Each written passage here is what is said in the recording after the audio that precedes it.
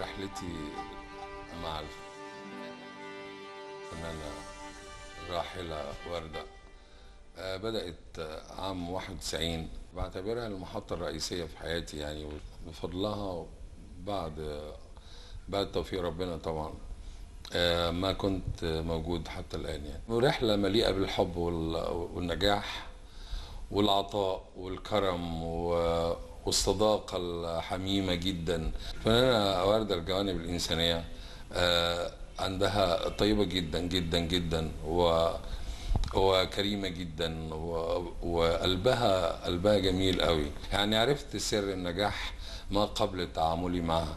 سر نجاحها انها دايما بتبحث عن الشيء الجيد، ودايما بتبحث عن نجاحها، ولذلك مشوارها منذ بدأت حتى توفاها الله وهو مشوار مليء وزاخر بالنجاح. والتاريخ يذكر كل أعمال الفنانة وردة من عام 58 حتى توفاها الله سنة 2012. وبقول يعني أنا فعلا سبب وجودي وسبب استمراري هو بدايتي الحقيقة، وانطلاقتي الأساسية هي بتونس بيك. وشكرا. صلاح الشرنوبي.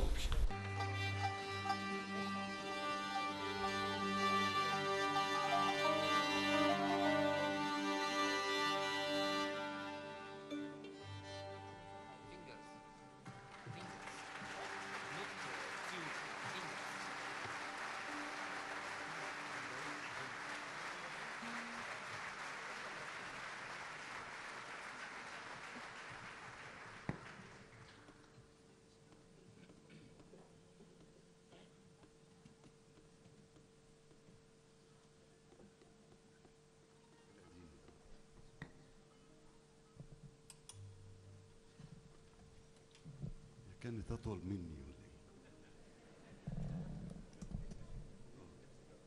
ولا إيه؟ الكعب.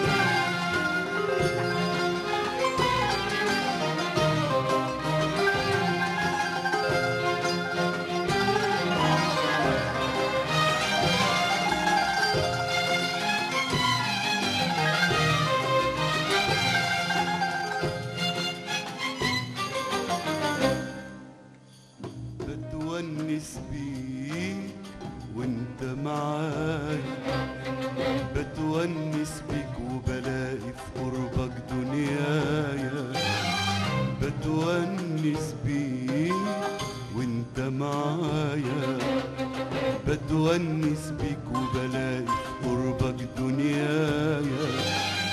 لما تقرب انا بتونس بيك، واما بتبعد انا بتونس بيك.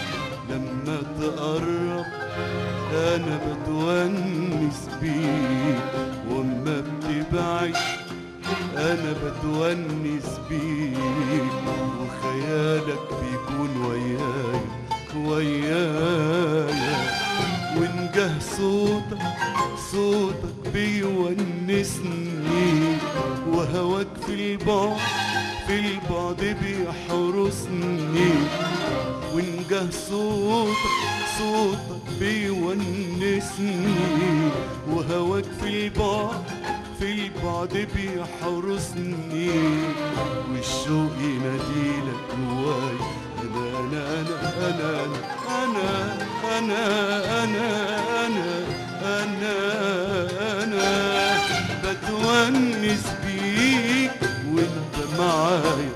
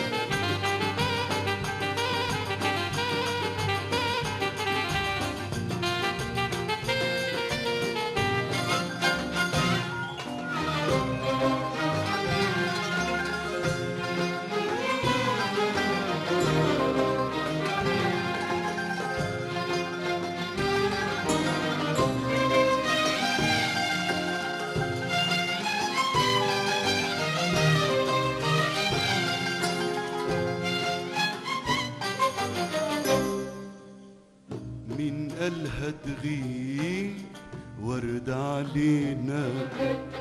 ما هي دايما عايشة في أغانينا.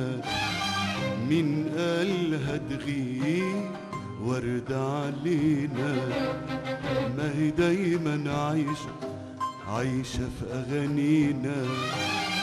لما تقرب بتلم العشاق، واما بتبعد نلقى الوانا فراق.